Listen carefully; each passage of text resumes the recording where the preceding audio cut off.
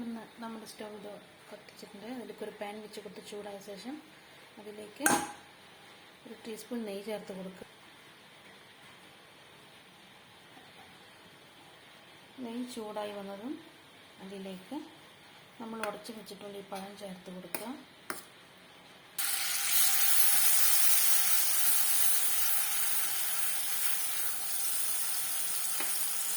ഒരു നുള്ളു മഞ്ഞൾപ്പൊടിയും കൂടി ചേർത്ത് കൊടുക്കുക. കളറ് കിട്ടാൻ വേണ്ടിയിട്ടാണ്. ഒരു നുള്ളു മഞ്ഞൾപ്പൊടിയും കൂടി ചേർത്ത് കൊടുക്കുക. എന്നിട്ട് അവിടെ മഞ്ഞൾപ്പൊടി ചേർത്ത് കൊടുത്തിട്ടുണ്ട്. എന്നിട്ട് എല്ലാം കൂടെ നന്നായിട്ടൊന്ന് മിക്സ് ചെയ്യുക. ഫ്ലെയിം ഒന്ന് കുറച്ച് വയ്ക്കുക, സിമ്മിൽ വയ്ക്കുക. എന്നിട്ട് നന്നായിട്ടൊന്ന് മിക്സ് ചെയ്യുക.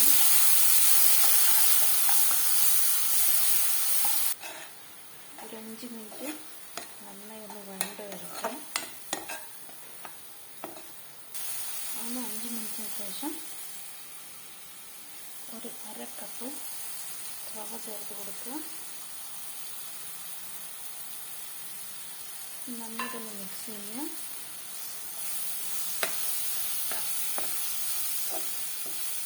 വീണ്ടും ഒരു 5 മിനിറ്റ് നേരം നെയ്യും പഴവും പഞ്ചസാരയും നെയ്യും പഴവും റവയും കൂടെ ചേർന്ന് വരും പാകത്തിന് ഒരു 5 മിനിറ്റ് നന്നായിട്ടൊന്ന് വഴറ്റി കൊടുക്കുക.